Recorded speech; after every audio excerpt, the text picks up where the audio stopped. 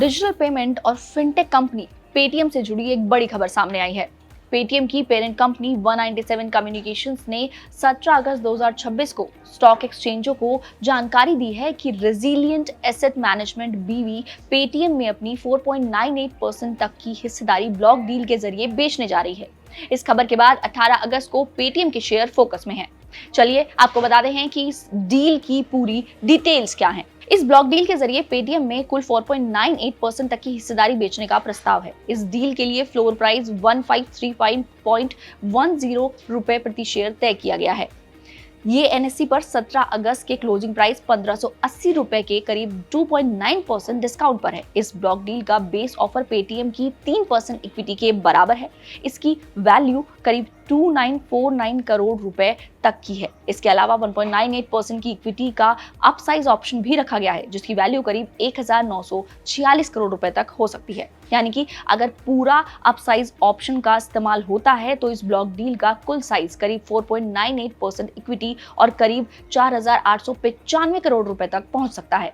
इस सौदे में बेचने वाला शेयरधारक रेजिलिएंट एसेट मैनेजमेंट बीवी है।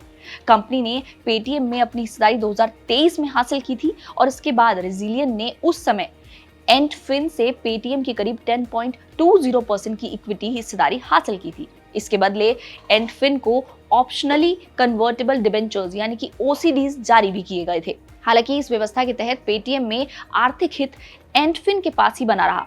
अब रेजिलिएंट अपनी हिस्सेदारी का एक हिस्सा ब्लॉक मार्केट ट्रेड के जरिए बेचने की तैयारी कर रही है। यहाँ पर एक अहम बात यह है कि इस ट्रांजैक्शन में पेटीएम खुद कोई शेयर नहीं बेच रही है, यानी कि ये कंपनी की तरफ से किया जा रहा फंड जुटाने का सौदा नहीं है, बल्कि मौजूदा शेयर धारकों की हिस्सेदारी बिक्री है।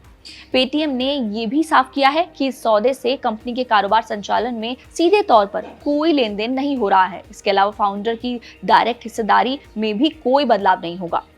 अब इसमें सवाल यह आता है कि इस ब्लॉक डील का पेटीएम के शेयर पर क्या असर हो सकता है। तो किसी बड़े शेयर धारक की तरफ से इतनी बड़ी हिस्सेदारी बिक्री से बाजार में शेयरों की सप्लाई बढ़ती है, खासतौर पर जब बिक्री का फ्लोर प्राइस पिछले क्लोजिंग भाव यानी कि पिछले क्लोजिंग प्राइस से डिस्काउंट पर रखा गया हो, तो शॉर्ट टर्म में शेयर पर दबाव देखने को मिल सकता है।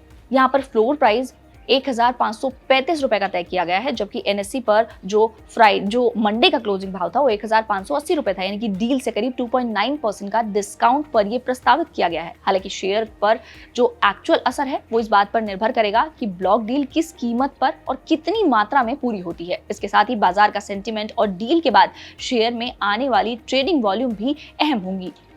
17 अगस्त को पेटीएम के शेयर की अगर हम बात करें तो बीएसई पर 1.31% यानी कि करीब 21 रुपए की गिरावट के साथ 1583 रुपए पर यह शेयर बंद हुआ था। इसके साथ ही ट्रेडिंग डे यानी कि 18 अगस्त को निवेशकों की नजर 1535 रुपए के फ्लोर प्राइस पर बनी रहेगी और ये भी देखा जाएगा कि ये ब्लॉक डील में कितने शेयर एक्चुअल में बिक्री होते हैं। हालांकि इस हिस्सेदारी बिक्री का पेटीएम के बिजनेस में कमजोरी का सीधा संकेत नहीं माना जा सकता है। ये मुख्य रूप से शेयर होल्डिंग से जुड़ा कॉर्पोरेट एक्शन है। कंपनी का ऑपरेशनल प्रदर्शन इससे सीधे तौर पर नहीं बदलता। पेटीएम का मुख्य कारोबार डिजिटल पेमेंट, फाइनेंशियल सर्विसेज और ऑनलाइन कॉमर्स से जुड़े क्षेत्रों में है। ऐसे में लंबी अवधि के निवेशकों के लिए कंपनी के यूजर बेस, कारोबार की ग्रोथ, मुनाफे और कैश फ्लो जैसी फंडामेंटल ज्यादा जरूरी होंगे।